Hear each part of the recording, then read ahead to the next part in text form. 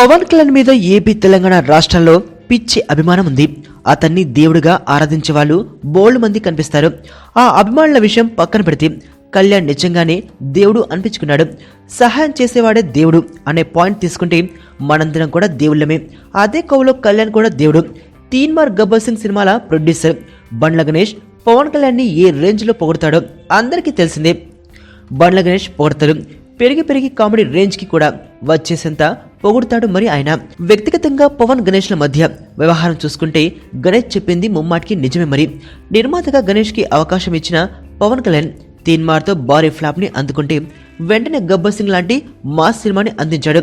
అలాంటి పవన్ కళ్యాణ్కి ప్రొడ్యూసర్ల కొరత ఎప్పటికీ ఉండదు. అలాగే ఎన్ని కోట్ల రూపాయలు ఉన్నా ఏ రేంజ్ నాయకుడికి బినామీ అయినా సరే గణేష్ని పవన్ ఎంకరేజ్ చేయకపోయి ఉంటే ఆయన జీవితం ఇంకోలా ఉండేది. శృతి హాసన్ కూడా కళ్యాణ్ ఒక రకంగా గాడ్ లాంటి వారే. కమల్ హాసన్ లాంటి యూనివర్సల్ స్టార్ కూతురుగా వచ్చిన శృతికి అవకాశాలు బాగానే వచ్చాయి. కానీ స్టార్టింగ్ లో ఆమె అట్టర్ ఫ్లాప్ అయిపోయింది పాపం. హిందీ, తమిళ్, తెలుగు భాషల్లో చాలా సినిమాలు చేసిన అన్ని డిజాస్టర్లే.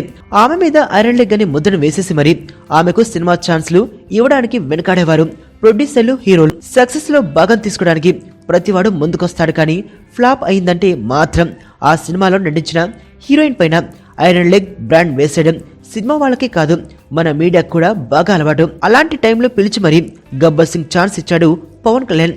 ఆ సినిమా ఇండస్ట్రీ హిట్ అవడంతో శృతి హాసన్ చరిత్ర మారిపోయింది.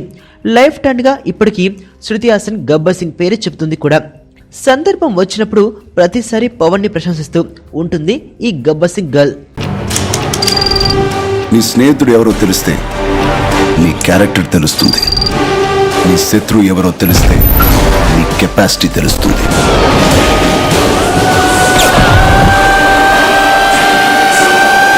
నా శత్రుని సెలెక్ట్ చేసుకున్నాను.